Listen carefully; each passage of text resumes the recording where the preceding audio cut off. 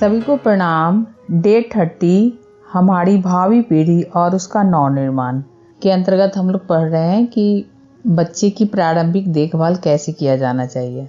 अभी तक हम लोग ने उसकी स्वच्छता, उसकी विश्राम की अवधि, उसके खाने पीने की अवधि, माता की दूध की महत्व, ये सब अभी हम लोगों ने इसमें पढ़ा और समझा।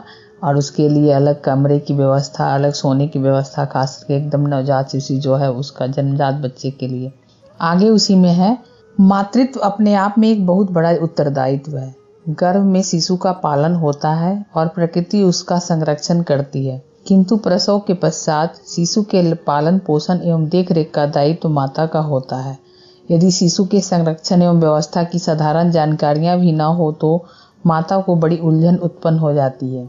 यहाँ बताया जा रहा है कि मातृत्व अपने आप में एक बड़ा उत्तरदायित्व है। माँ बनना इतना आसान नहीं है, यदि है तो उसके लिए उत्तरदायित्व निभाने पड़ते हैं, क्योंकि आप एक संतति का निर्माण करने जा रहे हो, एक संतति का लालन पालन करने जा रहे हो, एक नए व्यक्तित्व को गढ़ने जा रहे हो, एक नए जीवात्मा को पैदा करने जा रहे हो।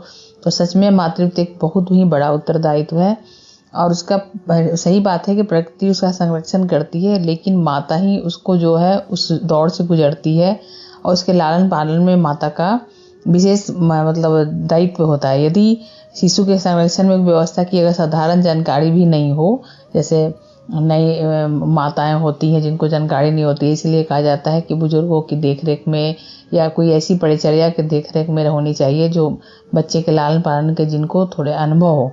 तो ये नई माताओं को इसमें उसके बच्चे के लालन पालन में सहायता करते हैं। शहरी क्षेत्र छोड़कर अभी भी भारत में ग्रामीण क्षेत्र में शिक्षा का अभाव है और शिक्षा के अभाव में महिलाओं का अज्ञान बना रहना स्वाभाविक है। इस विषय में उनकी मार्गदर्शक तो वृद्ध महिलाएं होती ही हैं। शहरी क्षेत्र में भी पढ़ी लिखी और अशिक्षित दोनों ही प्रकार की महिलाएं माता बनने से पूर्व या गर्भवती अवस्था में मातृत्व के दायित्व की शिक्षा प्राप्त करने का प्रयत्न नहीं करती, और न ही हमारे समाज में इस प्रकार का कोई व्यवस्था ही है। घर की वयस्क महिलाओं को इस प्रकार का प्रयत्न करना चाहिए।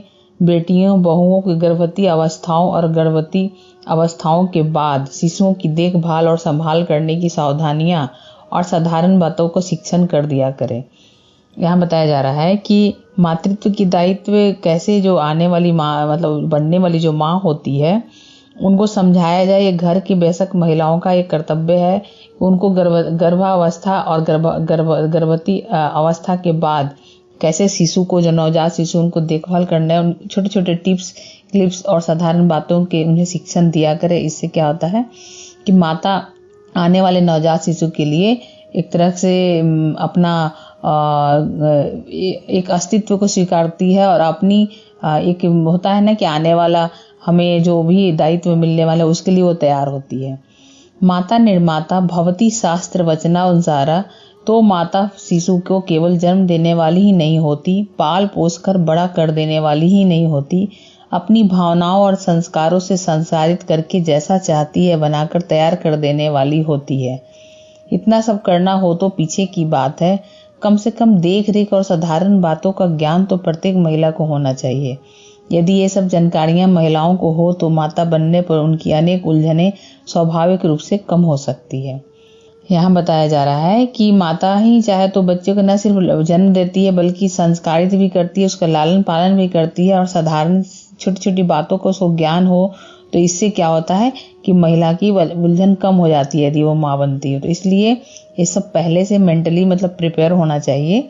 शिशु के स्वास्थ्य पर वातावरण का बहुत अधिक प्रभाव पड़ता है। घर के आसपास बच्चे के बिस्तर, पहनने के लिए कपड़े तथा वस्तुएं जो उसके प्रयोग में आती है स्वच्छ रहनी चाहिए। अस्वच्छता रखना मनोरोगों को आमंत्रण देना है। गंदी जगह पर खेलने, गीले गंदे कपड़े पहनने और गंदे बिस्तर पर सोने से कई रोग हो सकते हैं। पानी, दूध आदि के बर्तन या उपकरण गंदे रहने से तो शिशु कभी स्वस्थ नहीं रह सकता, सदैव किसी न किसी रोग का पात्र बना रहेगा। अतः स्वच्छता का चारों ओर पूरा ध्यान रखा जाना चाहिए। बच्चा किसी तरह से इन्फेक्टेड ना हो, उसके सोने की जगह, उसके खाने पीने के जो बर्तन है, उसके पहनने वाले जो कपड़े हैं वो सब हाइजेनिक हो, इसका पूरा ख्याल रखा जाना चाहिए, क्योंकि शिशु बहुत ही कोमल और कमजोर होता है। शिशु के पहनने के वस्त्र ऋतु अनुकूल ढीले ढाले होने चाहिए, जिससे उसे खेलने, हाथ पैर हिलाने में असुविधा न हो। तंग तो होनी ही नहीं चाहिए, ढीले भी इतने ना हो कि उसे अपने शरीर संचालन में व्यवधान उपस्थित हो। जाड़े के दिनों में मोटे ऊनी कपड़े पहनाना चाहिए, किंतु वे भी इतने अधिक न हो कि उसे भारी लगने लगे या अत्यधिक गर्मी उत्पन्न करने लगे। ऐसी अवस्था में बच्चे रोते चिल्लाते हैं एवं स्वयं परेशान होते हैं और दूसरे भी तंग होते हैं। फिर बच्चे कपड़े पहनने में रोते हैं, पहनने में आनाकानी करते हैं, पहना भी तो खींच खींच कर उतरवा देते हैं। अतः जैसा मौसम हो उसके अनुकूल वस्त्र पहनना चाहिए। गर्मी के दिनों स्वच्छ सूती हल्के रंग के कपड़े पहनना चाहिए।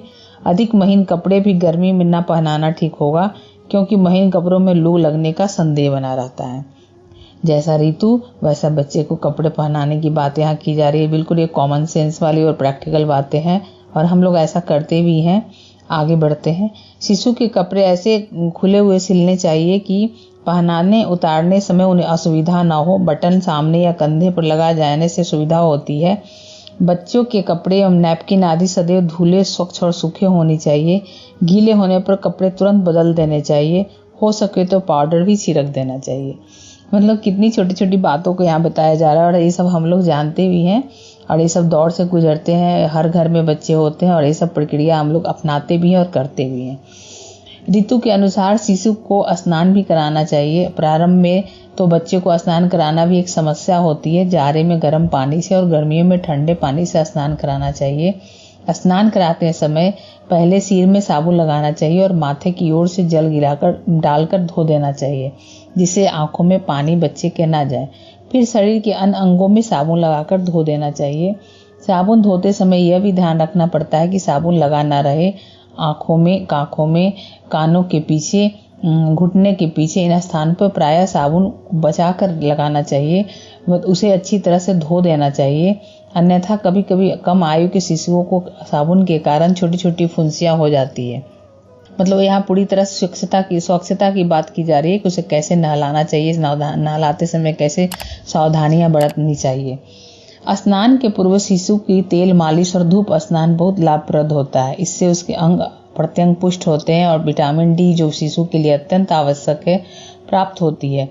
जाड़े के दिनों में सरसों, तीली अथवा जैतून के तेल से मालिश करके 15-20 मिनट के लिए धूप में लिटा देना चाहिए और उसके बाद स्नान कराना चाहिए। गर्मी के दिनों में भी तेल मलकर थोड़ी देर हल्की धूप या धूप के पास छांव में लिटाने के पश्चात स्नान कराना ठीक होगा। मतलब बच्चे को तेल मालिश की बात की जा रही है। उसे सरसों या तीली का तेल या जैतून का तेल लगाया जाना चाहिए और तेल से अच्छी तरह उसके बॉडी में मसाज करके धूप में जैसा मौसम हो उस हिसाब से, ताकि उसे विटामिन डी भी प्राप्त हो, तब बच्चे को स्नान कराना चाहिए। स्नान के पश्चात मुलायम तौलिए से अच्छी तरह शरीर को पोंछ देना चाहिए। कोई अच्छा बेबी पाउडर लगाकर कपड़े पहना देना चाहिए। शुद्ध वायु स्वास्थ्य के लिए अत्यंत आवश्यक है। बच्चे के लिए शुद्ध वायु की व्यवस्था रखना बहुत आवश्यक है। घर में बच्चे के रहने का कमरा हवा और प्रकाश वाला होना चाहिए। बच्चे को वायु सेवन के लिए भी ले जाना ठीक रहता है। बच्चे जब करवट लेने लगे तो कुछ समय उन्हें पेट के बल भी लिटाना चाहिए। बच्चे को कभी कभी थोड़ी देर तक रोने भी देना चाहिए। रोने से उनके फेफड़े, गले के अंग सबल होते हैं। कितनी सारी बातें अच्छी अच्छी बताई जा रही है। हम बच्चों को रोने नहीं देते हैं प्रायः, लेकिन रोने से उनके फेफड़े, गले के अंग सब सबल होते हैं। इसका हम ख्याल रखें कि हमें बच्चे का निर्माण करने में, उसको पालन पोषण करने में इसका कितना महत्व है। और स्वच्छ हवा और के बारे में तो हम लोग जानते ही हैं। बच्चे को सोते समय विघ्न न हो, मक्खियां मच्छर इनकी नींद खराब न करे, इसलिए कोई पतला झीना कपड़ा ऊपर डाल देना चाहिए। उत्तम तो यह होगा कि छोटी मच्छरदानी जो बच्चे के लिए आती है उसके ऊपर खोल कर रखते, जिससे वह गहरी नींद सो सके। सोते बच्चे को जगाना ठीक नहीं है। यदि आवश्यकता पड़े तो धीरे से इस प्रकार जगाना चाहिए कि वह चौंक न पड़े। बच्चे को दूध पिलाकर, धपकी देकर, झूले में झुलाकर, लोरियां गाकर सुलाना चाहिए। बहुत सी महिलाएं काम की व्यस्तता के कारण बच्चे को अफीम खिलाकर सुला देती हैं। यह ठीक नहीं। बच्चे को किसी भी नशीली वस्तु का सेवन नहीं कराना चाहिए। इसका इनके स्वास्थ्य पर कालांतर में अत्यंत हानिकारक प्रभाव पड़ता है। हालांकि ये प्रक्रिया तो बहुत ही रेयर ही होता होगा कि जो कोई भी माँ अपने बच्चों को इस तरह से नशीली पदार्थ खिलाती होगी। हाँ, बच्चे को केयर करने के लिए यहाँ बताई जा रही है कि उसको प्यार से सहलाकर, क्योंकि स्पर्श का भी बहुत प्रभाव पड़ता है, ऐसे करके उसको सुलाना चाहिए। शिशु को आहार नियमित, पुष्ट और उपयुक्त पिलाना चाहिए। प्रारंभिक 8 महीने तक तो दूध ही शिशु का भोजन होता है। माँ का दूध पर्याप्त मात्रा में मिल सके तो वह उसके लिए सबसे उत्तम आहार होता है, किंतु माँ को भी बच्चे के स्वास्थ्य के लिए आवश्यक तत्वों की पूर्ति करने के लिए अपने भोजन को संतुलित, पौष्टिक और आवश्यक तत्वों से परिपूर्ण बनाने का प्रयत्न करना चाहिए, जिसमें दूध के माध्यम से बच्चे को प्राप्त हो सके। बच्चे के उत्तम स्वास्थ्य के लिए माँ को अपने स्वास्थ्य को ठीक रखने का पूरा प्रयास करना चाहिए। चूँकि शुरू के 8 महीने यहाँ बताया जा रहा है, अब तो बल्कि प्रासंगिक रूप से देखा जाए तो 6 महीना तक बच्चे को माँ के दूध पर रखा जाता है। उसके बाद उसे अन्न को घोल के रूप में किसी के रूप में दिया जाता है, लेकिन उसकी पौष्टिकता वगैरह पर ध्यान दिया जाना चाहिए। और उत्तम स्वास्थ्य के लिए बच्चे की माँ का भी उत्तम स्वास्थ्य होना जरूरी है, क्योंकि उसके स्वास्थ्य से ही उसके रसाहार दूध के माध्यम से बच्चे के पेट में जाते हैं, तो माँ का स्वास्थ्य का काफ़ी प्रभाव इस पे पड़ता है, गर्भावस्था में भी और शुरू के नवजात शिशु के कुछ महीनों के स्वास्थ्य मतलब फीडिंग कराने के एवज में भी देखें तो उस हिसाब से भी माँ का स्वस्थ होना बहुत ज़रूरी होता है और उसके देखभाल करने के लिए भी ज़रूरी होता है।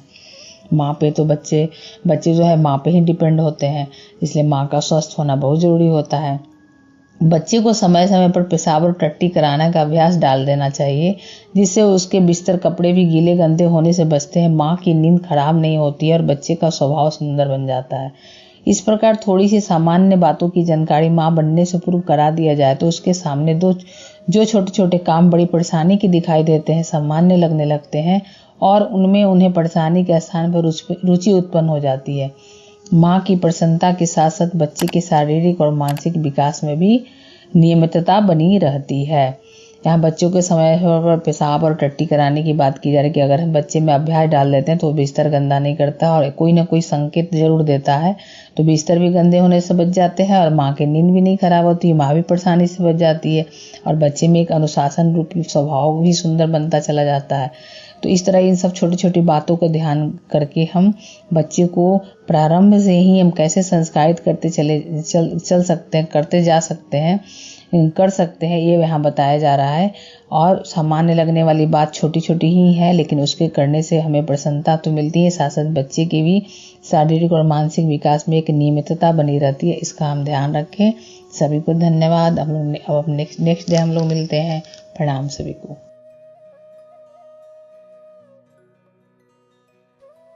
हमारे YouTube चैनल को सब्सक्राइब करें और बेल आइकन को दबाकर ऑल पर क्लिक करें ताकि आने वाले सभी वीडियोस की नोटिफिकेशन आपको मिलती रहे।